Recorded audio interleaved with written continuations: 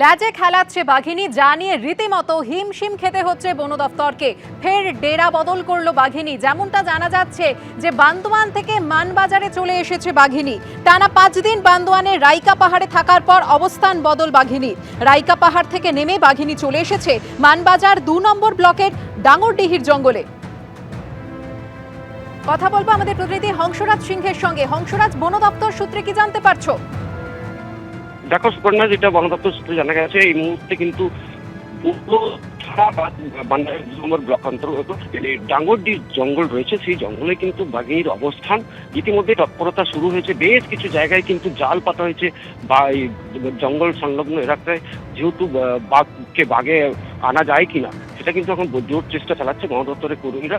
কিন্তু দেখা যাচ্ছে কি আজও বন দপ্তরের যে ট্র্যাক্টর বিভিন্ন জায়গায় জঙ্গলের বিভিন্ন জায়গায় করছে।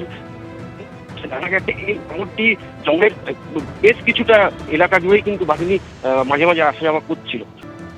ল্যাজে খেলাচ্ছে বাঘিনী, ফের ডেলা বদল করলো সে। বান্দোয়ান থেকে মানবাজারে চলে এসেছে বাঘিনী। টানা 5 দিন বান্দোয়ানের রাইকা পাহাড়ে থাকার পর অবস্থান বদল বাঘিনী। প্রায় 5 দিন পার, এখনো অধরা বাঘিনী। পুরুলিয়ার বান্দোয়ানের রাইকা পাহাড়ের বিভিন্ন অংশে তার গতিবিধি বোঝা গেলেও কিছুতেই ফাঁদে পা দিচ্ছে না বাঘিনী।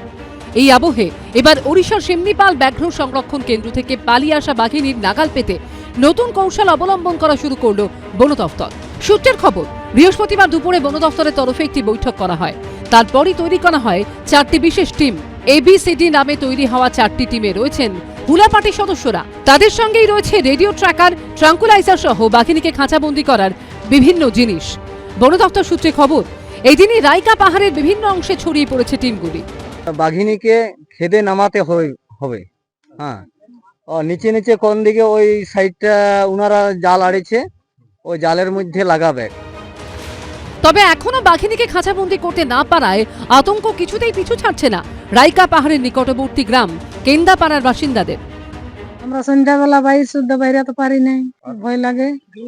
আমরা কত জিনিস জোড়া, আমাদের কত অসুবিধা হচ্ছে, আমাদের ভোকে আমাদের সব সময় তো জঙ্গলেই। আমরা কখন কি করবে, এখন কোন জায়গাটায় আছে আমরা তো দেখতে পাচ্ছি না।